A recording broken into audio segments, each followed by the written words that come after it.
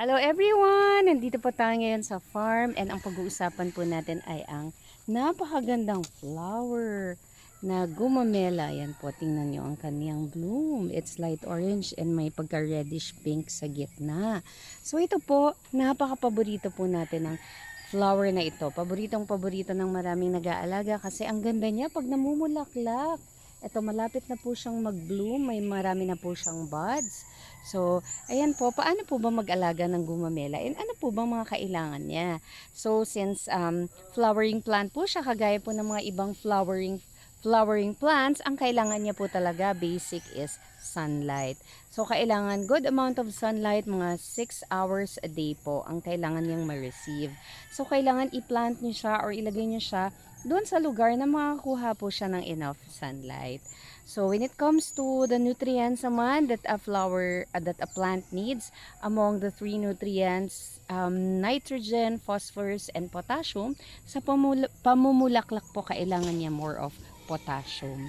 Ang potassium din po nakakapagpatibay sa kanya, nakakapagpaganda ng kulay niya, and nakakapagpatigas ng stem niya. So, ano po bang ilalagay natin para magkaroon pa ng more potassium ang ating flower? Basically po kami dito sa aming farm, organic po ang farming na ginagamit namin. Hindi po kami artificial fertilizer. So, usually kung ano po yung meron dito po sa farm, ang gagamitin natin. Marami po tayong saging dyan. So, yung mga balat po ng saging o mismo yung mga saging na hindi na po nakain, nilalagyan lang po ng tubig, hinahaluan ng eggshells. Kung meron pong Epsom salt, lagyan din po. Yun po ang ating dinidilig sa ating gumamela para po siya magbunga ng husto. And then, regular po ang pagdadagdag natin ng mga manure or compost. Meron po tayong ginagawa dyan na compost kit. Ayun po ang ating farm assistant na si Wilson. Nogi, kaway-kaway. Anong ginagawa mo dyan? Ha? Gagawa po kami ng vermiculture. So, nagpe-prepare po siya ng sahan ng saging na ilalagay niya po para po makapag-produce tayo ng organic fertilizer, which is vermicast. Or ayan po, compost. Or sa paligid naman po, yung mga manure po ng mga dumadaang mga hayop dito, like mga kalabaw, kabayo, and baka, yun po, i-dry lang po siya and then pwede po siyang isama dito. Yung mga chicken poop din po pwede, kaya lang medyo mainat kasi yung chicken manure, kaya kailangan i-ano muna siya, patuyuin. After a while, saka lang po siya pwedeng i-add sa soil. Pwede rin po ang compost tea, lalagyan din po ng water, and maganda po siyang pangdilig.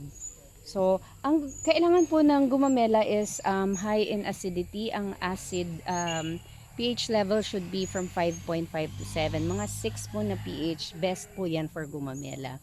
Kung machi-check niyo po ang acidity ng soil natin kapag po siya mababa para po maging acidic, pwede pong lagyan ng tawas. Kahit konting tawas lang ilagay sa tubig. At yun din po ang ipandilig sa ating mga halaman. So, basically po ito, they grow in the tropics. So, maganda rin po siya kasi dito naman sa area natin, lalo na po sa mga coastal areas, nagbo-bloom siya ng husto. Dahil mataas ang moisture content ng ating air.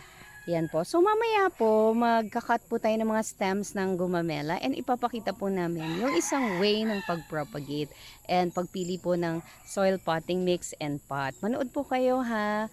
So, ito po, our video about gumamela is done for today.